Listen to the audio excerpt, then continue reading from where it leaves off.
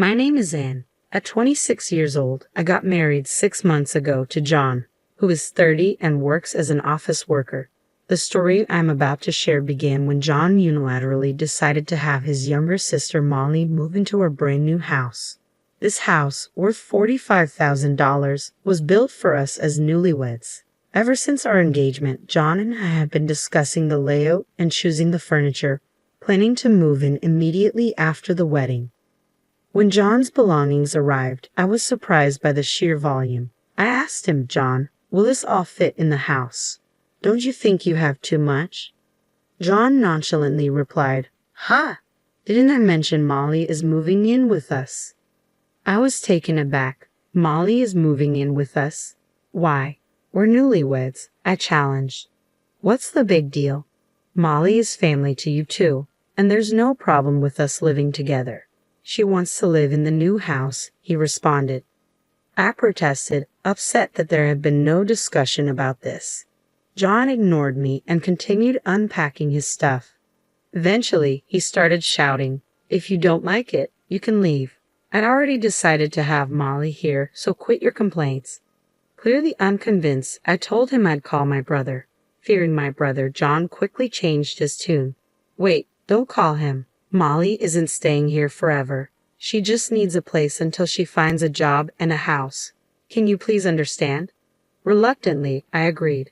"Can Molly use the guest room, right?" I suggested. John made a dubious face and mumbled, "Ah, yeah," though he didn't seem convinced. I moved Molly's things into the guest room. After a hectic day of unpacking, we had completed more than half of it. We were having a toast to celebrate our move when the doorbell rang. It was already past 9 p.m., so I thought of ignoring it, but John hurriedly went to the front door, unlocked it, and let the visitor in. I was shocked as I was already dressed for bed. From the kitchen, John called out, "Hey Anne, Molly's here." Annoyed, I returned to the living room. "Welcome, Molly. What brings you here so late?" I asked, trying to hide my irritation. Molly retorted, "Can't I come home whenever I want? Now, where's my spacious room? Show me around, big bro." She flung open doors looking for another room on the second floor. "Here it is. This is the room for me, right, big bro?" I had a bad feeling and followed her upstairs. Molly was claiming my workroom as hers. I couldn't help raising my voice. "This is my workroom. It can't be your room." John suggested, "Why not make this Molly's room?" "No way," I insisted. I then suggested the room next to it, intended for John's hobby workroom. He panicked. "Not that room. I've been looking forward to using it. I chose the wallpaper and everything." "No way." The only option left was the future children's room, currently being used as a guest room. Still unsatisfied, Molly snapped, "You're quite insolent, aren't you? Not listening to the head of the household. Quite cheeky for a freeloader who depends on him for meals." I lost all energy to argue back, thinking, who's the real freeloader here? While heading back to the living room, I heard Molly asking, "Hey big bro, do we have anything to eat? I'm hungry." I ignored her and continued my solo celebration of our move. They seemed to be having an argument, but I didn't care until John came over and said, "You're always going against me and drinking all high and mighty." He took the wine bottle and gulped it down, then shouted, "If you can't listen to me, get out. I'm the head of the household. Don't underestimate me." He left with Molly. Despite the late hour, I decided to call my brother and tell him about Molly. He picked up the phone on the first ring, as if he was waiting for it. However, I could tell from his voice that he was angry. "Are you mad, bro? Were you sleeping?" "I'm sorry," I said. It turned out I called him in the middle of an argument with his wife. "What's up? Did the move go smoothly?" he asked, sounding frustrated. I couldn't help but ask, "Don't you have to talk to your wife? Is it okay to leave her like this?" John replied tiredly, "It's over for us." Worried, I suggested visiting him, but he said he'd rather be left alone for now. I began to tell him about Molly, how she had started living with us from the first day of our married life, and how she refused to use the guest room. I'd even mentioned that John and Molly had been calling me bratty and telling me to do as I was told. My brother was concerned, thinking I was being treated like a servant by my husband and Molly, but I laughed off his concerns. "I'm your sister, right? Me, a servant? If they can manage it, let them try," I retorted. He laughed and said, "Good point, but call me if anything happens." We then shifted the topic to the problems between my brother and his wife. What I heard left me flabbergasted. Apparently, his wife had been seeing men from a dating site and was having an affair. He found out because she accidentally sent him a message meant for her lover. John had been suspecting her infidelity for some time, and once he got confirmation, he took her phone away and sent her back to her parents. He was planning to visit her parents' home tomorrow for a discussion. We ended the call, agreeing that both of us were in terrible situations, and decided to catch up over the phone again soon. While tidying up the remaining boxes, I waited for my husband and Molly to come home. They returned late at night, cheerfully drunk. As I continued unpacking, they approached me. "Molly and I have thought of a great idea. Let's make our bedroom Molly's room. We can each sleep in our workrooms. What do you think? Good idea, right? Make sure to clear the room for Molly by tomorrow." I replied, "There's something I want to make clear." I asked them how much Molly would contribute towards groceries and household supplies each month and how long she planned to stay.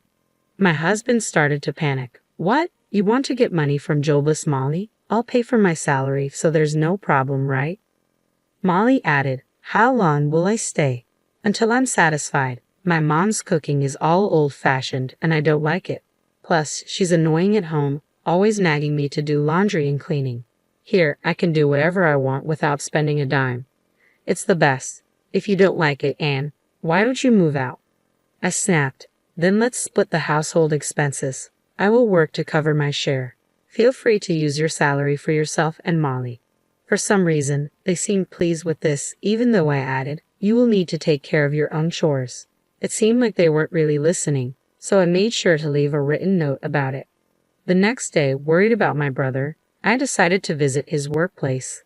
He is the president of a construction company, having taken over after our father passed away from an illness last year. When I arrived at his office, he was surprised to see me. "What's up?" he asked. "I'll listen to what you have to say first." I asked him for a favor. I explained what had happened the night before and asked if he could hire me at his company. He agreed, saying, "Our secretary is quitting due to her husband's relocation, so it's good timing." Then, I heard about his situation. I was so shocked that my heart almost stopped. My brother revealed that his wife was pregnant, but there was no doubt the child was not his. The text messages on her phone, which he had taken, showed conversations, photos, and videos with her lover. The messages indicated that the man was trying to escape responsibility after learning about the pregnancy. When I asked my brother if he was going to divorce his wife, he replied, "It'll be hard for the kids, but divorce is the only option." I suggested that he involve a lawyer and have a proper discussion. Then I went home. In my room, I couldn't stop thinking about the texts and pictures of my sister-in-law's affair that my brother had shown me. The sister-in-law I knew was a loving, family-oriented person, and I loved her for it. However, she had been betraying my brother. I felt as if I had lost a dear friend, and tears welled up in my eyes. Despite all that, Molly kept knocking on my door.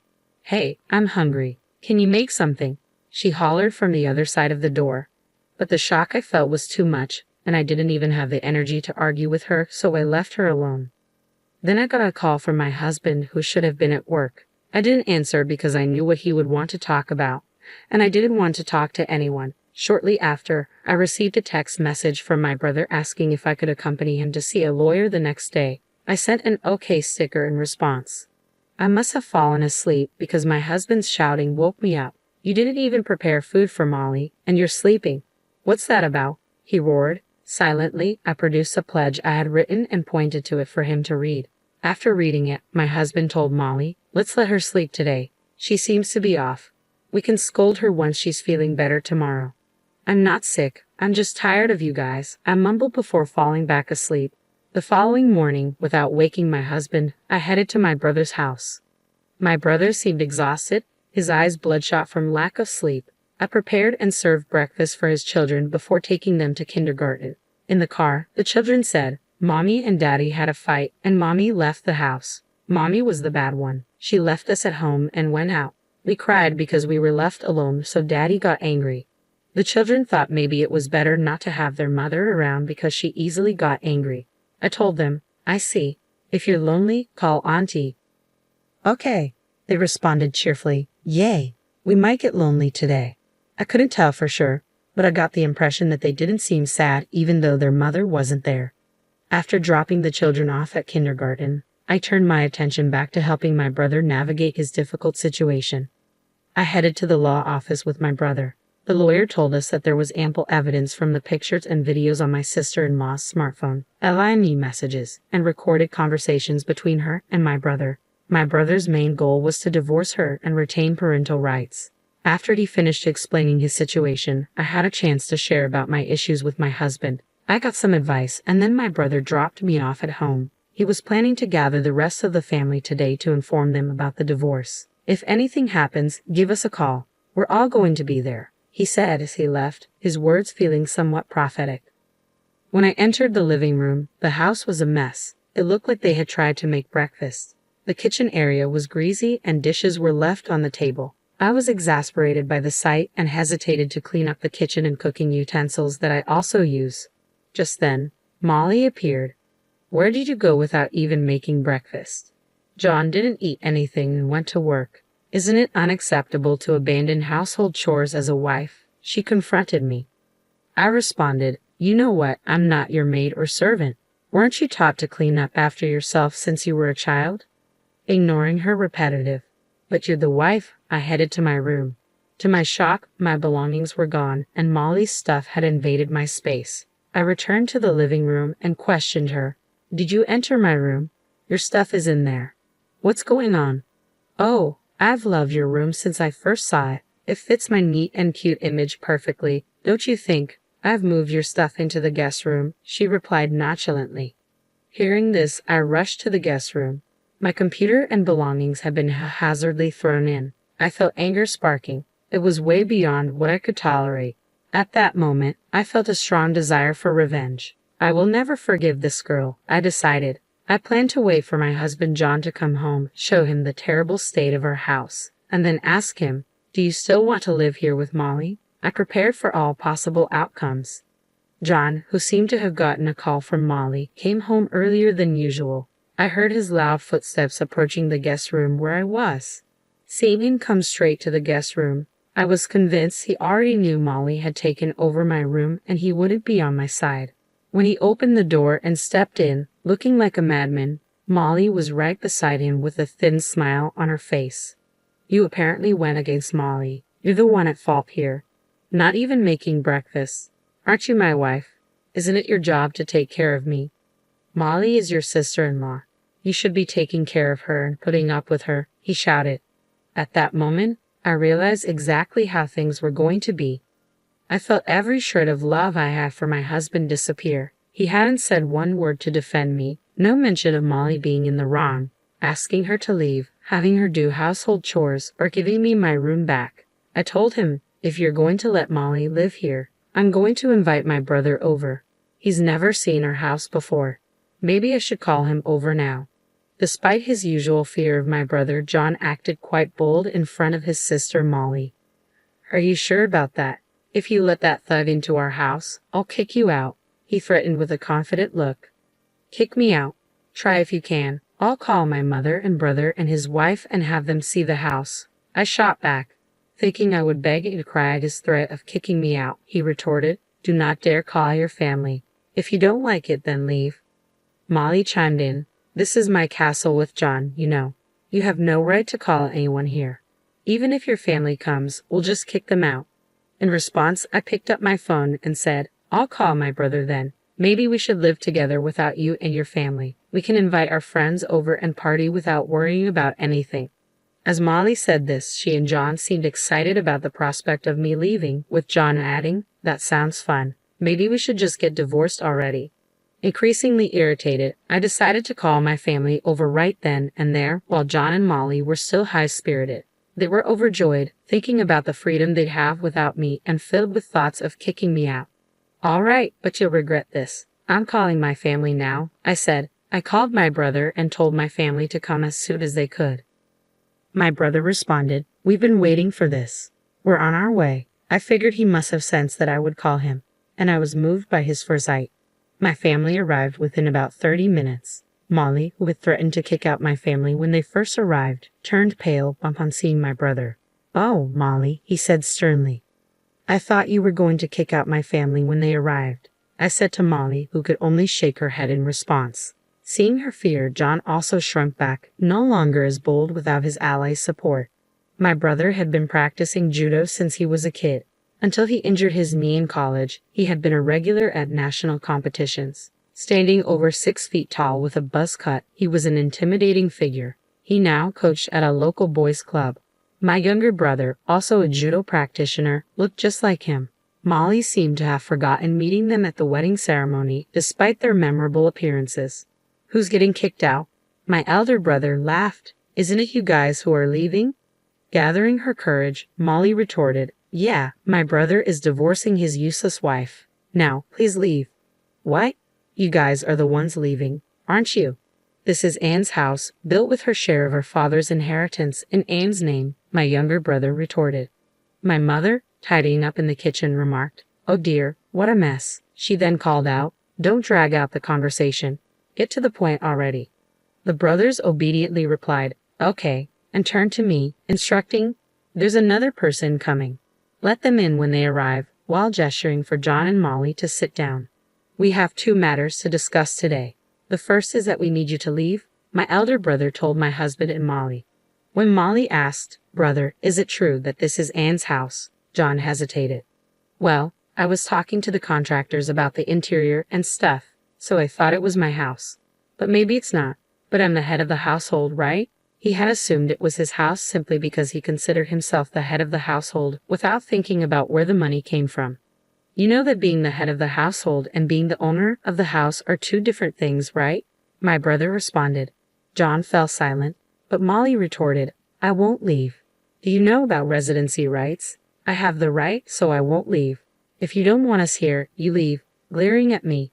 "You seem to have researched this thoroughly, but this isn't a rental property. You're not paying Anne any rent, are you? So residency rights don't apply here," my brother explained. John, trying to resist, said, "But I'm married to Anne, right? I can't leave. I won't separate." Just then, the doorbell rang. The guest my brothers had mentioned had probably arrived. When I opened the front door, my sister-in-law, my older brother's wife, stood there crying. I let her into the house. I asked my brother, "Your wife is here with your kid. What should we do with them?" My mother suggested taking the child to a room upstairs. After showing her to the room, I let my sister-in-law into the house. John was shocked when he saw her.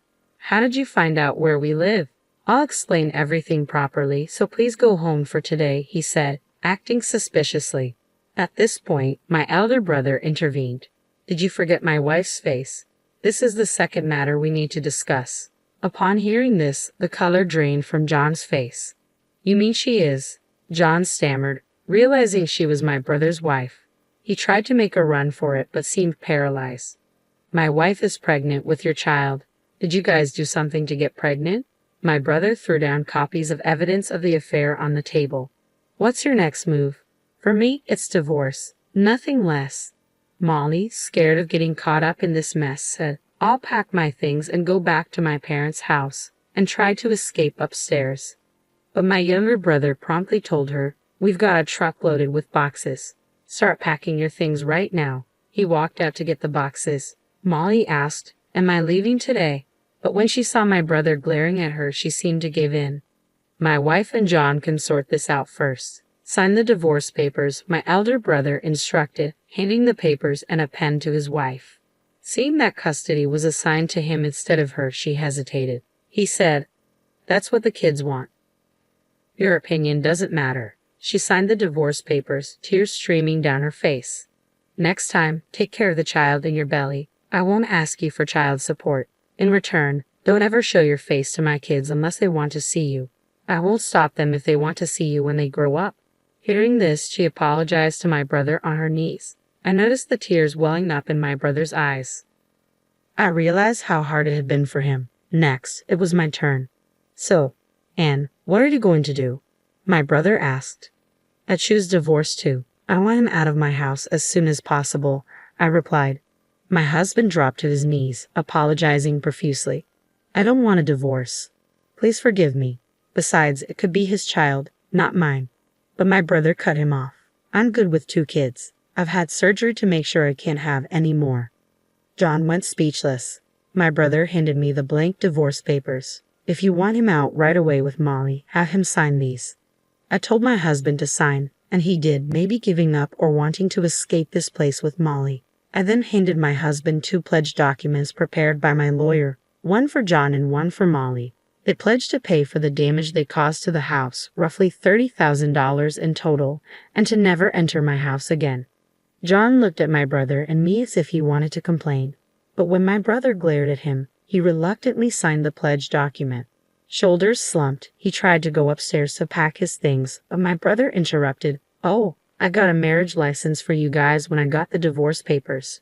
He handed his wife the marriage license. She immediately signed it and said, "John, sign it quickly.